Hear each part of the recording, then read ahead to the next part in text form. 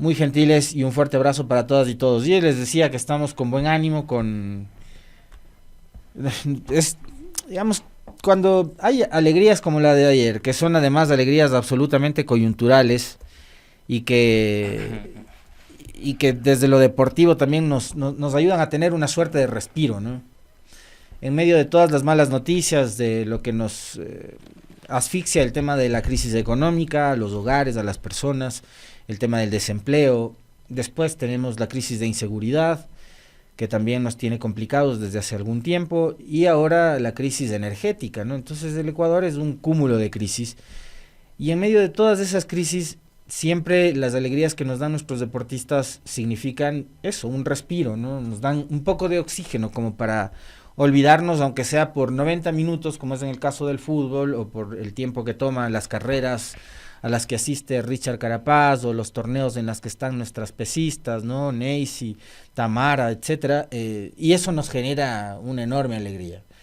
Temporales, sí, coyunturales, por supuesto, pero alegría al fin y al cabo, y en el caso de la selección de fútbol, creo que ya se mete en el grupo de los que sí o sí van a clasificar al Mundial. Así que tengo acá al entendido en la materia, el Javi Ojeda, que nos va a acompañar. Le he pedido que haga un esfuerzo porque está complicado de su voz, de su garganta, pero creo que amerita y vale la pena conversar unos minutitos. Javi, buenos días. Hola, Alexis, ¿cómo El triunfo estás? de ayer, 59 años después, me corrige si me equivoco, Sí, en los 59 datos años. históricos y deportivos. 59 años después, Ecuador vuelve a ganar en suelo colombiano. O sea, lo de ayer fue espectacular. Yo no pude ver el partido, estaba en ese momento en clases, no vi el gol, lo vi después en las repeticiones. Un muy buen gol. Creo que además de eso era lo que necesitaba Ener Valencia como para sacudirse también de varias cosas negativas que probablemente habrán afectado un poco el tema anímico en su carrera y demás, ¿no? Pero, ¿cómo viste tú ayer el desempeño de la selección y esa alegría que nos dieron los chicos? ¿Cómo estás, Alexis? Buenos días a toda la gente de Radio Pichincha, sí, gracias por la invitación. Y bueno, ayer sí se cumplieron 59 años que Ecuador no había ganado en territorio colombiano, fue en 1965 con un gol del chanfle Washington, el chanfle Muñoz, habíamos ganado allá 1-0, rumbo al Mundial del 66. Después, en el 73, también Ecuador consigue un empate con gol de Muñoz, 1-1, y luego habían pasado varios años y hasta las eliminatorias rumbo a Qatar se consigue otro empate. Es un territorio hostil para Ecuador visitar Colombia, y ayer se logró vencer con un golazo maradoniano. Respondiendo a la pregunta, Ecuador jugó bastante bien, se acopló en la cancha. Ayer Ecuador jugó como lo hacen las grandes potencias mundiales, como lo hace adueñarse del campo. O sea, no achicarse. No achicarse. Porque juegas de sí. visitante. Sí, ver el gol, cómo se planteó Ecuador, fue como ver, qué sé yo, a una Francia, como ver a una Bélgica. Así juegan en el primer mundo, y ayer BKC se encontró el juego con el equipo nacional. ¿En qué minuto fue el gol? A los 6 minutos. O sea, fue un gol que... tempranero. Les atontó, perdón, bueno, pero desde antes les atontó a los colombianos. Sí, y desde antes Ecuador ya se había planteado bien. O sea, ayer los colombianos querían meternos de a 6 para vengar el 6-1, y se encontraron con un Ecuador que empezó a jugar de tú a tú, incluso ser superior y adueñarse del balón. De hecho, las jugadas más peligrosas antes de la salida de Piero Hincapié, porque terminamos con 10 hombres para la gente que no vio el fútbol. Que uno cuando ve la repetición desde todos los ángulos no era expulsión. No, sí era expulsión. No era expulsión. Lo toca por arriba. No, señor. Hay una toma, Javi, en donde se ve que el jugador colombiano se tropieza con su propio pie. Esa no ve, pero del VAR mismo. La caída no es del VAR. Ya. Entonces, es otra toma.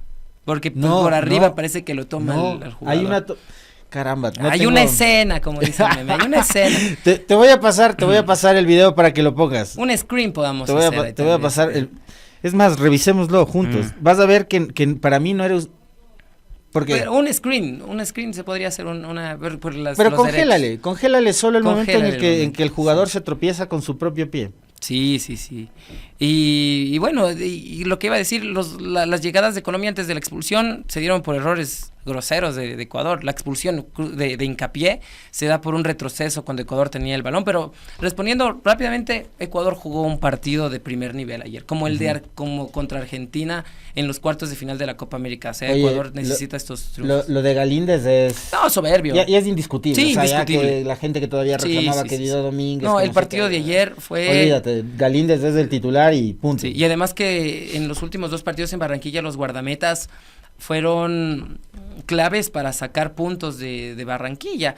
En el partido anterior fue Alexander Domínguez, nos atacaron los colombianos y eso que estábamos 11 contra 11 y fue la figura. Y ayer Galíndez sacando todos los balones que tuvo Colombia, al menos 3 jugadas claritas. Ya, ahí, congela ahí, ya, ahí. Antes. No, pero no la reproduzcas. A ver, mira, ahí está, ¿ves? Ya, sácala de esa ahí. toma es clarita. Ya. Era un screen ahí. Con esa toma, pon el tropiezo, enojó. congélale el tropiezo. Que se cuenta así estamos, me toca dirigir. No le congélale ahí. Como Carlos Vera cuando se enoja de esto. Pero Carlos Vera es más grosero, ¿no? Dice, Carlos Vera le dice, no me interesa que estés aquí de mal humor, solo dime si quieres trabajar. No, pero eso. Esteban no dura una semana. Pobre Esteban. Le dieran, pero como...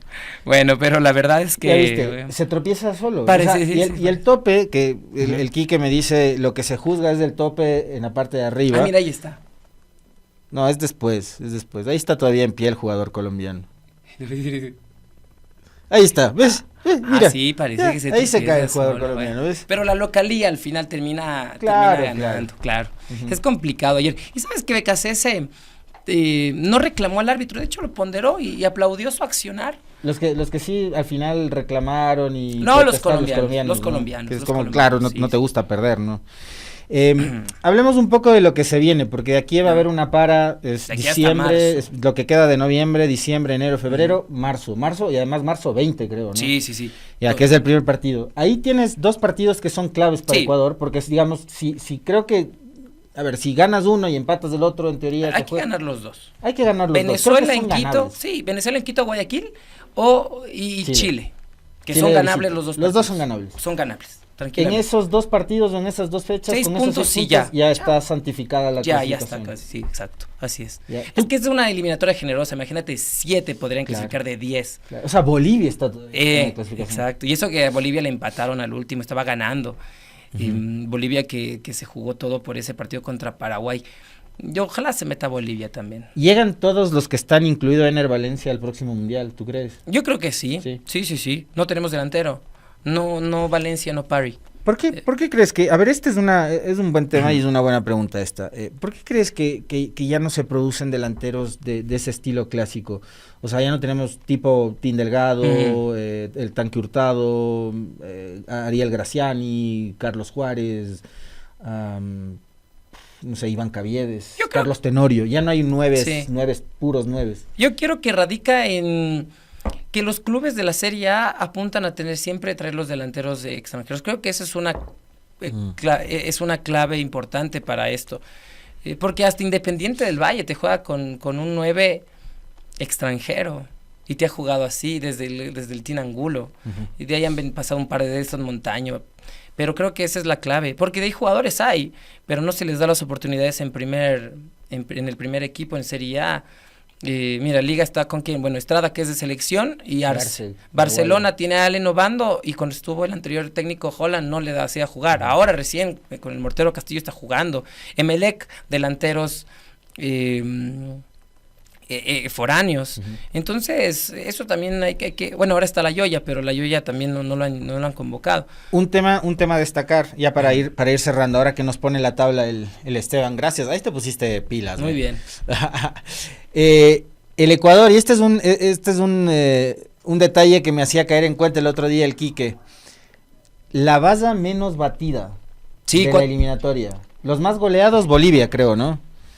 Que han encajado 27 goles en contra. Pero Ecuador tiene apenas 4 goles en contra en 12 partidos jugados.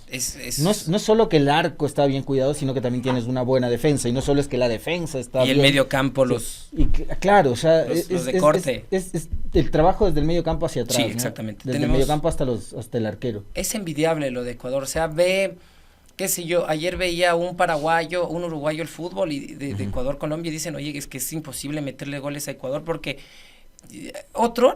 una pelota que quedaba ahí dentro, ¿qué hacían nuestros muchachos? La dejaban ahí. Ajá. O ahí se generaban espacios. Ahora estos chicos saben salir jugando con mucho criterio, ¿no? Ayer Kevin Rodríguez, que es ofensivo, a los 83 salió jugando. Salió jugando. Entonces ya los van controlando los chicos. Pero no es casualidad. Imagínate, están en el primer mundo estos chicos. Pervis Estupiñán en la Premier League, uno de los mejores laterales del fútbol inglés. En el Brighton. En el Brighton, sí. Pacho en el PSG. Moisés. Lo de Moisés ayer fue... No, Moisés fue un partidazo, nivel, ¿no? Moisés. Ayer se justificó por qué el Chelsea pagó los 120 millones por Moisés Caicedo. Ayer fue partido de primer nivel. Lo de Hincapié igual en el Leverkusen. Creo que el lateral derecho siempre nos ha fallado, pero Joel Ordóñez, que está en la mira igual del Chelsea, lo hizo bastante bien. Esa es la cuestión. O sea, una defensa sólida y un medio campo también que ayuda al sector defensivo a complementar. O sea, Caicedo grueso cuando está Franco, cuando estaba Jackson Méndez antes. Es un complemento el que... Por eso solo 4 goles nos han metido. No quiero meter cizaña. Sí. Vos eres el que sabe estas cosas, pero... A ver. Le dejaron administrar el equipo al técnico. Ya no fueron los dirigentes los que metieron la mano y dijeron, quiero que le pongas a tal jugador de titular. Y creo que desde ahí también la cara de Ecuador y el rostro de Ecuador cambia. Ahí es verdaderamente. Sí. Perdóname, pero ya no le pusieron a Kendry Páez obligado y la selección cambió. Sí, ayer no jugó Páez, imagínate. No jugó Vita e hizo un gran partido. Sí, yo creo que hubiera sido ayer irresponsable si hubiera entrado uno de los futbolistas que son invitados a la selección. Eso ya hubiera sido ya... ¿Tú crees que sí hubo mano de algunos dirigentes? No sé. Sí parece, ¿no? Claro, es que son cositas como cuando un jugador está mal y es titular, o que los de sparring o los invitados jueguen. O sea, eso no se ha visto. ¿Por qué tienen que camuflarse como invitados? ¿Por qué no son convocados directamente? O sea, claro, esas cositas a uno le dan como... le salta la alerta. Sí, te haces mal pensado ahí. Claro. Sé directo, loco, yo lo convoqué a Jaimar Medina y a Chicharro porque creo que están bien. No tienes por qué decir que son invitados. De acuerdo. Igual te van a criticar. Estamos de acuerdo entonces que en las próximas 2 fechas Ecuador logra la clasificación. Sí, gracias por la invitación y un abrazo para toda la gente. Gracias por estar en Radio Pichincha en sintonía. Ya vamos con los temas fuertes ahora. Esa es la ventaja de tener un productor de noticias que es periodista deportivo y que le ayudan a uno a abordar estos temas de los que uno no conoce. Bueno, ahí están. Empecemos con esas buenas noticias, porque después ya vamos con los temas que no son tan agradables, que son quizás un poco más duros o difíciles de digerir, que es todo esto que está pasando con nuestro país, ¿no? Yo ayer les decía que uno en este Ecuador voltea a ver y por donde uno vaya, y que sí, que la política en definitiva es conflicto, siempre es conflicto, sí, es conflicto la política, ¿no? Pero ya al nivel de crisis al que llega el conflicto, y más en estos últimos años...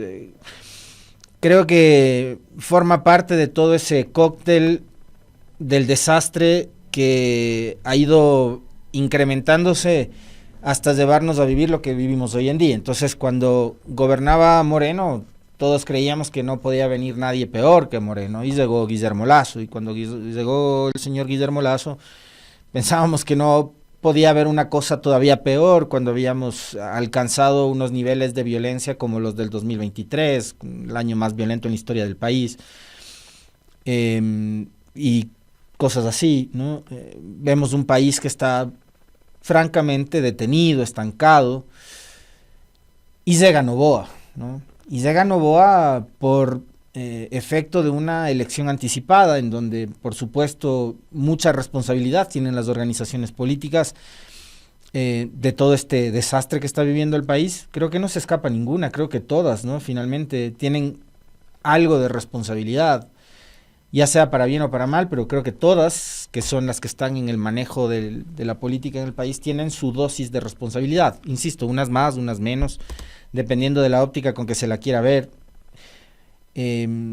Y ponen un candidato como Noboa y Noboa gana, y creo que ahí también voy a repetir algo que se los he dicho permanentemente y sobre lo cual yo estoy absolutamente convencido, que los ciudadanos, los electores, quienes votamos, quienes vamos a a elegir y a decidir los destinos del país, también tenemos nuestra dosis de responsabilidad, ¿no? También, unos tienen más responsabilidad que otros, por supuesto, y más todavía cuando en este país, durante los últimos años, ha tenido tanta influencia y tanto alcance ese relato y esa narrativa que tiene su pilar en el discurso que está cimentado en el odio, ¿no? En la bronca, en el rechazo al otro, en el creer que el adversario político es un enemigo al que hay que aniquilarle, hay que borrarle del mapa, hay que eliminarle. Y lamentablemente ese discurso y ese relato que ha sido repetido permanentemente todos los días y al que se han sumado, por supuesto, también los medios de comunicación, los grandes medios de comunicación, con honrosísimas decepciones en este país, han abonado a que esto suceda, ¿no? Y bueno, el resultado es que hoy tenemos una situación y una condición igual, tan mala o peor que la que teníamos hace un año atrás, cuando todavía estaba gobernando Guillermo Lasso, y que aplica la muerte cruzada pensando en que desde su óptica personal él se iba a librar de ser censurado y destituido por una asamblea a la que él catalogaba de una mala asamblea, ¿no? De una pésima asamblea. Entonces, él se evitó el ser sancionado por una mala asamblea. Y desde la otra óptica lo que se esperaba es que las nuevas elecciones que iba a haber le den al país la oportunidad de tomar un giro, de cambiar. E indudablemente que el país sí tuvo un giro, pero y el cambio que experimentó el Ecuador lamentablemente no fue para bien.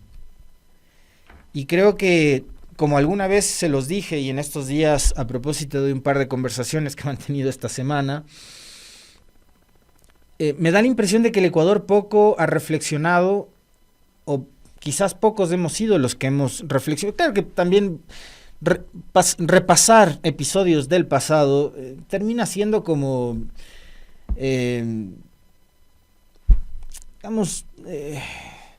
recalcar sobre lo obvio, probablemente sobre la leche derramada y sobre cosas que ya no se pueden cambiar, ¿no? Ya lo hecho está, pero creo que sí amerita un proceso de reflexión, por lo menos.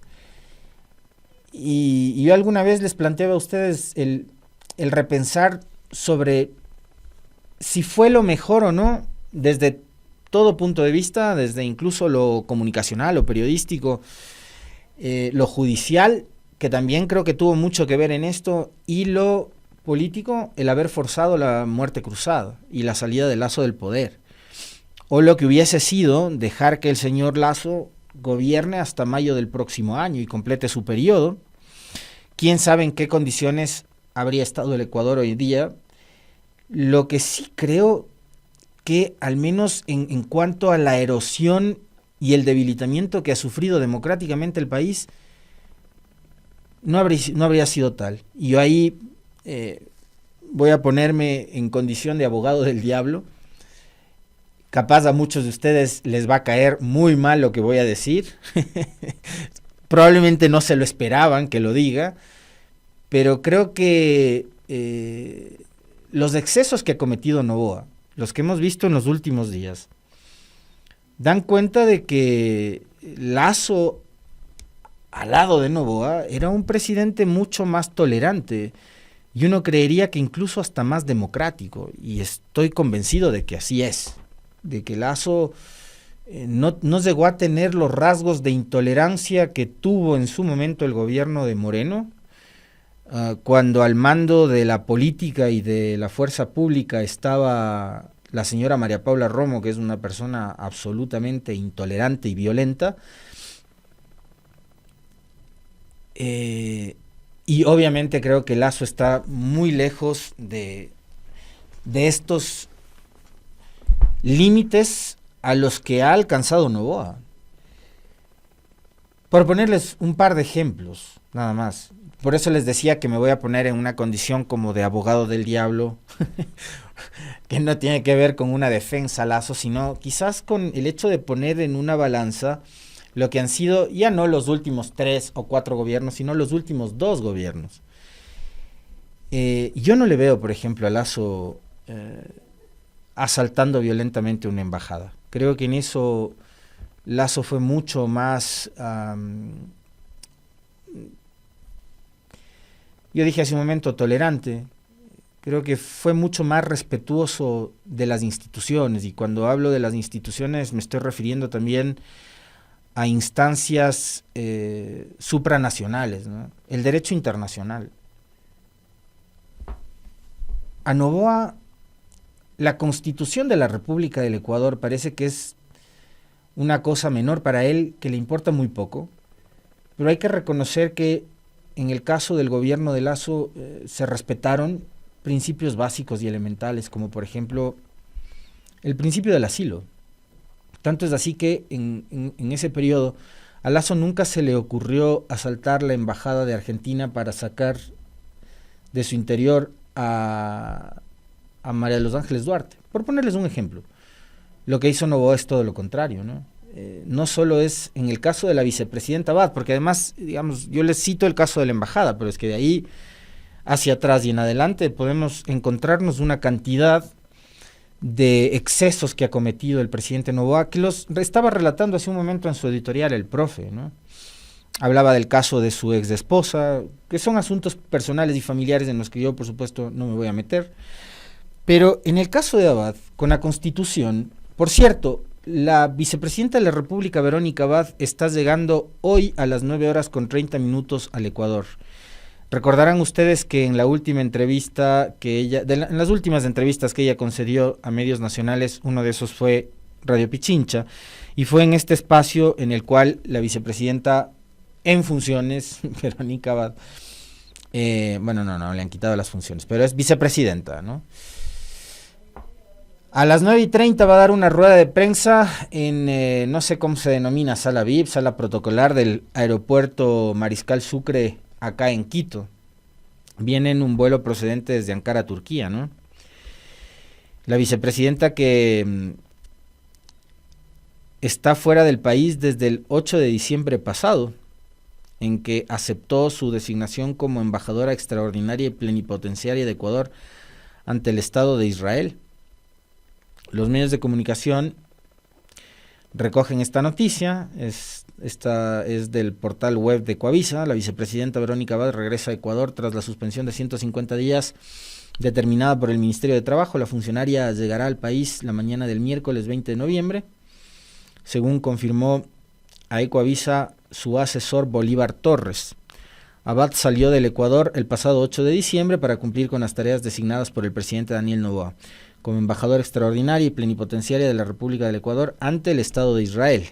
9 meses más tarde se trasladó a Turquía debido al conflicto entre Israel y Palestina, ¿no?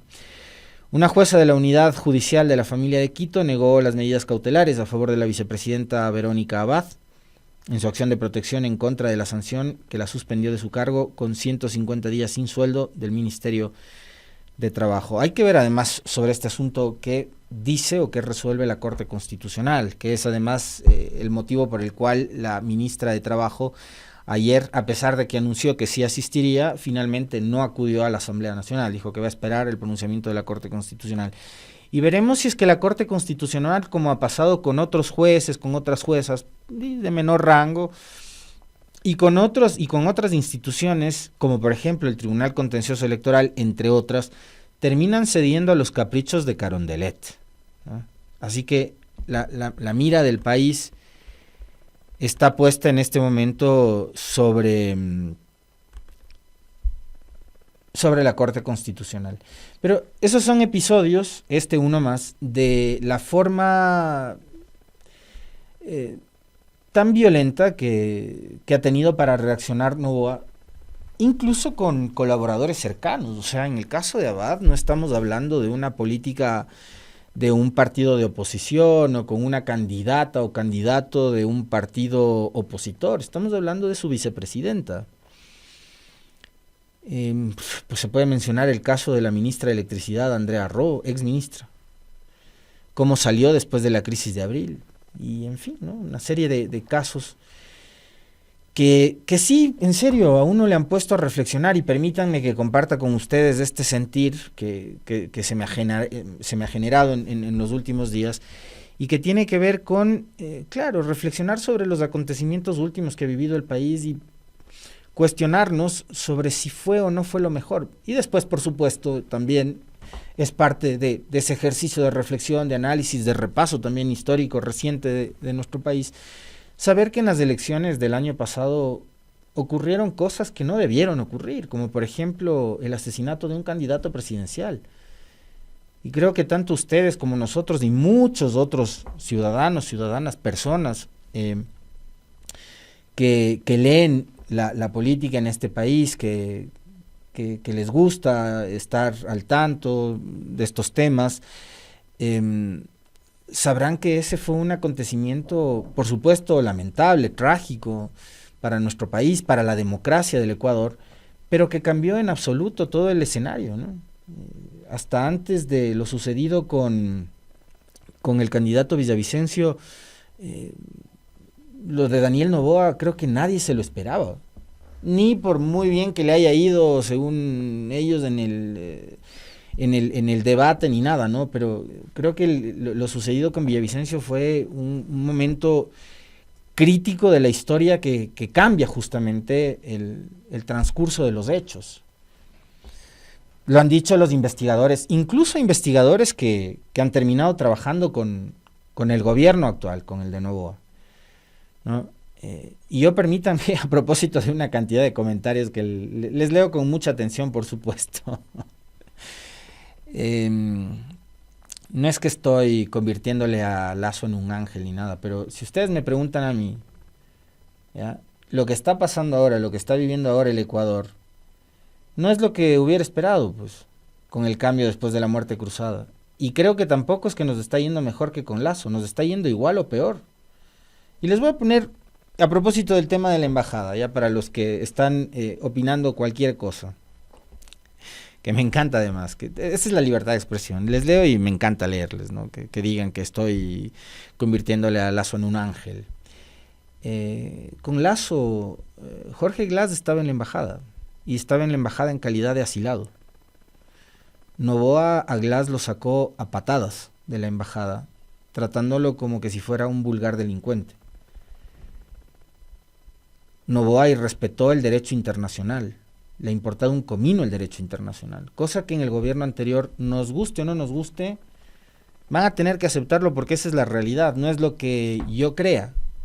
Ojo, no estoy diciendo que Lasso era el mejor presidente del Ecuador, estoy diciendo que el hombre por lo menos respetaba preceptos básicos, que fue incapaz de haber asaltado una embajada, lo que sí ha sucedido con este gobierno.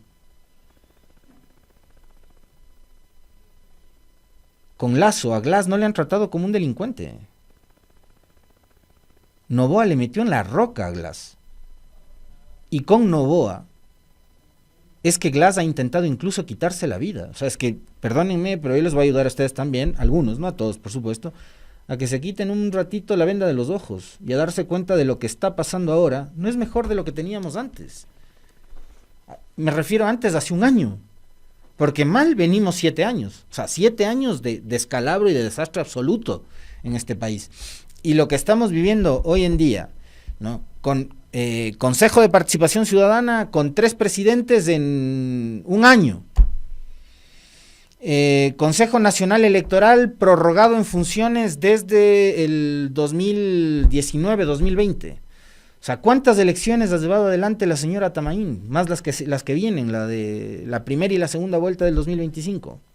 Se niegan a la renovación del CNE, se enquistan en los cargos, cuando incluso lo más decente debería ser: yo cumplí el periodo hasta tal fecha, yo me retiro en esta fecha, me voy, señores del CPCSS, pónganse a trabajar, hagan los concursos y renueven la institución. Pero yo de aquí no me voy. Pero no, se enquistan en el poder. ¿Ya? Y ahora tenemos una disputa que los suplentes quieren hacerse de los cargos y los actuales consejeros no se van porque están atornillados al puesto, y esto es un desastre. Y este desastre se origina en el Trujillato. El Trujillato, efecto de la consulta del 7 veces sí propuesta por Lenín Moreno. Entonces es Moreno, Lasso y Noboa, y sin uno de esos 3 gobiernos es imposible entender la situación que vive actualmente el país. y todo el desastre que hoy vivimos, y la crisis institucional, y la crisis energética, y la crisis de inseguridad, no se puede entender sin el gobierno anterior. Es decir, lo que está pasando ahora, por supuesto que también tiene su dosis de responsabilidad Lasso, y por supuesto que tiene también su dosis de responsabilidad Lenín Moreno. ¿Qué creen ustedes? Que la entrega de las empresas públicas, eléctricas, a los panas de Lenín Moreno, a los panas de Santiago Cuesta, a los panas de Michelena, de María Paula Romo y de toda la pandilla que gobernó con Moreno, no es el resultado que estamos viviendo actualmente? Claro que es el resultado de lo que estamos viviendo actualmente, porque usaron las empresas públicas, incluidas las de la electricidad, como botín político. El reparto, no solo de las empresas eléctricas, del reparto de los hospitales, del reparto de todos los cargos públicos, el ver que tienen intereses por poner al superintendente de bancos, por poner a la próxima o próximo fiscal, todo eso tiene que ver con lo que estamos viviendo actualmente. No es excluyente lo uno de lo otro, ¿no? Entonces, creo que sí es necesario entrar a una fase, a una etapa de profunda reflexión, de análisis de los acontecimientos últimos que ha vivido el país, porque, insisto una vez más, ninguno de estos acontecimientos que yo les relato es excluyente del otro, y la crisis que actualmente estamos viviendo. Y los corresponsables que ahora terminan siendo víctimas también de esta situación, uno de ellos, por supuesto, es Topic. Hoy, con todo el peso del Estado, entiéndase Estado como lo que pasa desde lo que ha hecho Arcotel con la empresa Telconet de propiedad de la familia Topic, que ya vamos a hablar con él para que nos explique y poder entender muy bien lo que sucede alrededor de ese asunto. Pero la resolución del Tribunal Contencioso Electoral, el tema de los radares, investigado desde la Asamblea, con legisladores, con la Asamblea involucrada, con Carondelet, con el Tribunal Contencioso Electoral, es del Estado en contra de un candidato. Y que si en efecto, digo, en mi caso personal, el hombre tenía conflicto de intereses, no podía, y la ley le impedía ser candidato, pues muy bien, que no le dejen ser candidato. Pero yo me pregunto lo mismo sobre el señor Noboa, y en su momento también sobre lo que pasaba con Guillermo Lasso, quien simuló una transferencia o transacción de acciones del banco al hijo. Y el principal interesado, propietario, beneficiario de todo, era Lasso, que después terminó recaudando $20 millones más para incremento de su fortuna personal al final de su gobierno. 3 años le bastaron para incrementar en $20 millones su patrimonio. Y yo pregunto, en el caso de Noboa, ¿no ocurrirá exactamente lo mismo que hoy tanto se le cuestiona a Topic? Por eso es que creo que estos excesos que cometen instituciones como el Tribunal Contencioso Electoral terminan siendo decisiones con un carácter muy selectivo. O sea, Daniel Noboa, yo me imagino que debe ser o accionista o participante o lo que sea de las acciones de todas las empresas de las cuales es propietario su padre.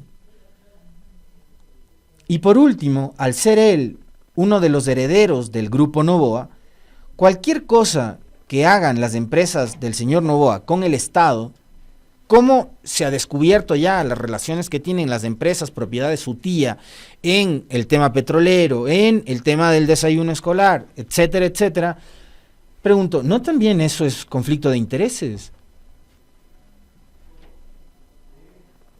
Pero, como el señor está ahora al mando y es el que tiene el control, bueno, él sabrá a quién persigue, ¿no? Y hoy uno de sus perseguidos es Jan Topic.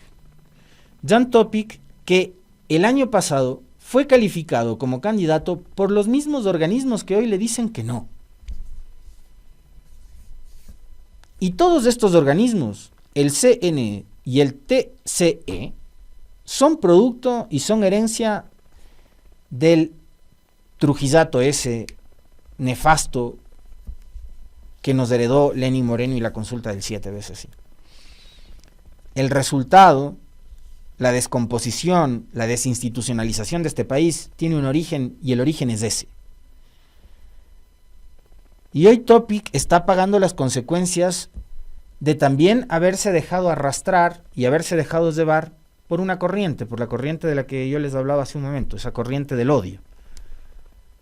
Esa corriente de pensar que, claro, si soy candidato y sumo los votos del anticorreísmo y está, soy presidente. Que es lo que le hizo presidente a Lasso y lo que le hizo después presidente a Noboa, y que es claro lo que Noboa está pensando hoy, que él tiene capitalizado, que todo el anticorreísmo es patrimonio suyo, es capital político suyo, olvidándose que después hay otros candidatos que también están peleándose el mismo electorado. Cucalón, Cronfle, Tabaqui, Jorge Escala de la Unidad Popular, de izquierda a derecha. El anticorreísmo, además, digamos, ideológicamente va de un extremo a otro. Desde la extrema izquierda, donde está la Unidad Popular, con gente como Jorge Escala, hasta la extrema derecha, donde se pueden ubicar gentes como Tabaqui o como Henry Cucalón, que va por Construye, que fue el partido que auspició a Villavicencio en su momento, y que también, digamos, es como parte de las anécdotas de la política de este país, ¿no? Cucalón votó por la censura y destitución de María Paula Romo, y hoy es candidato presidencial del partido de María Paula Romo. Entonces, creo que también estas situaciones deberían llamar a un análisis más a detalle, más minucioso de los hechos, ¿no? Es decir, lo que pasa hoy con Topic estaba cantado. El problema es que él no lo vio venir, porque creía que siempre y únicamente se iba a perseguir al correísmo. Y hoy ha terminado siendo él el perseguido, ¿no? Me quedé sin tiempo para comentar sobre los chats, que es algo que me lo tengo ahí guardado y que lo tengo atravesado, que es algo sobre lo cual, por supuesto, no hay que dejar de hablar, porque además somos de los pocos medios, y algunos otros más también, por supuesto, no es que somos los únicos, pero somos de los pocos medios de comunicación que no hemos dejado que ese tema se muera y que hemos tratado de abordarlo además con absoluta responsabilidad, sin llegar a rebasar límites ni llegar al morbo, ¿no? Con respecto de los datos que constan dentro de los dichosos chats, en los cuales por supuesto no nos interesa para nada los temas personales de los implicados. Pero es algo sobre lo cual hay que hablar, porque los grandes medios también, eso es algo sobre lo que han decidido callarse. Y sobre eso, por supuesto, vamos a seguir conversando en los próximos días. 7 de la mañana con 46 minutos. Hasta acá llego yo en el comentario. Hacemos un break y volvemos. Nadie se puede aburrir porque alguna idea... Inicio del espacio promocional y publicitario. Con tus manos vamos a sembrar el futuro de Quito en las jornadas de reforestación este sábado 23. ¿Sabías que se pronostica que hasta 3.500 millones de personas podrían experimentar escasez de agua para 2025, de mantenerse el crecimiento poblacional y la mala administración del agua? Instala inodoros de bajo consumo. Estos emplean 6 litros por descarga. Tú, yo, nosotros, cuidamos el planeta. Ahorramos agua. Un consejo de Radio Pichincha. Soñamos con un país con... 7 de la mañana con 47 minutos. ¿Cómo están, amigos? Buenos días. Bienvenidos a nuestro segmento de entrevistas. Nos van a acompañar en los próximos instantes. Vamos a tener muchos temas interesantes para esta mañana. Tomislav Topic, gerente general de Telconet, nos va a acompañar en este espacio. Con él conversaremos sobre lo que va a ocurrir ahora una vez que ha sido retirado el título habilitante para el cable submarino que opera esta empresa.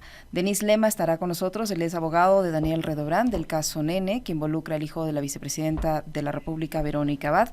Con él conversaremos sobre el avance de este proceso. Y finalmente Franco Quesada, alcalde de Loja, con quien hablaremos sobre el impacto, las consecuencias y cómo se está manejando la crisis desatada por los incendios forestales en esta ciudad. Les invitamos para que se queden con nosotros.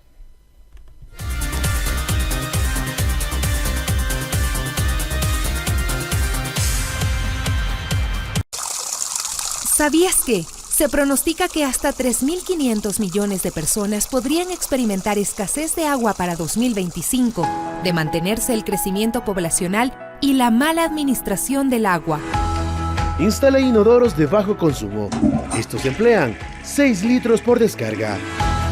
Tú, yo, nosotros, cuidamos el planeta, ahorramos agua. Un consejo de Radio Pichincha. Soñamos con un país donde las mujeres y diversidades sexogenéricas disfrutemos de salud, educación, trabajos no precarios y bienestar. Somos las Warmis y de lunes a viernes nos sintonizas en Radio Pichincha. La inseguridad y el abandono, la carencia de servicios básicos, la violencia y discriminación hacia las minorías es una realidad que las Warmis te vamos a mostrar. Desde las 9 de la mañana, escucha entrevistas sobre temas sociales. Y las noticias sobre salud, educación, servicios básicos y todo lo que quieras saber de tu comunidad.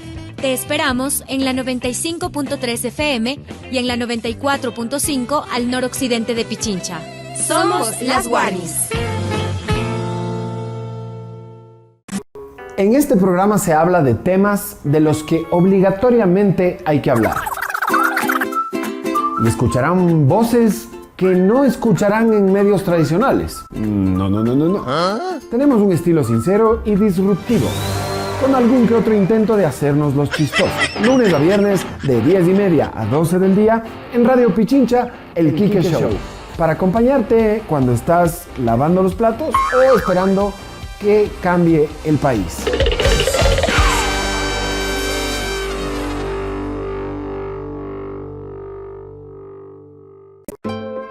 En la hermosa provincia de Pichincha, Donde el cafecito tiene un aroma y sabor únicos. donde los sonidos de la naturaleza nos envuelven y sorprenden. Desde que amanece hasta que anochece. Ahí se encuentra Radio Pichincha.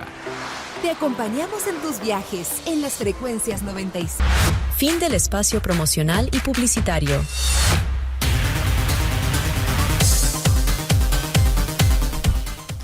Tenemos novedades que nos llega a través de la cuenta de la Fiscalía General del Estado. Tenemos novedades en el ámbito nacional e internacional, por cierto.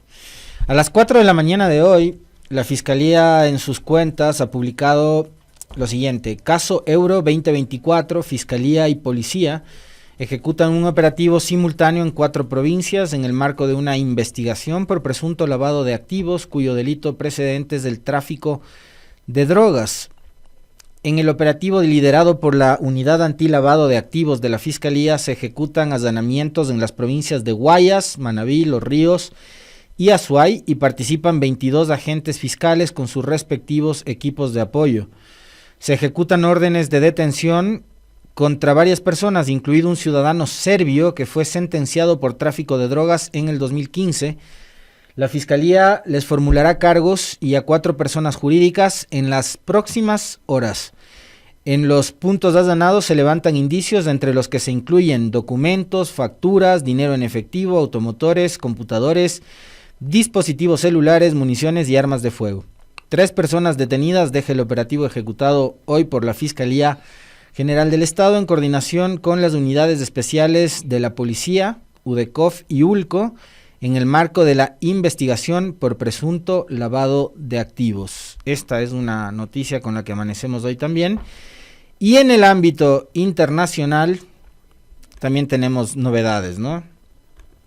Porque a partir de la decisión del gobierno de Biden, de los demócratas, de autorizar el uso de misiles de largo alcance y la respuesta posterior de Putin y Rusia, Estados Unidos ha ordenado que se cierre su embajada en Kiev, en Ucrania, debido a informes de inteligencia sobre un poderoso ataque aéreo que se acercaba a la capital ucraniana este 20 de noviembre. Suben un comunicado a sus redes sociales. La embajada recomienda a los ciudadanos estadounidenses que estén preparados para refugiarse inmediatamente en caso de que se anuncie una alerta aérea.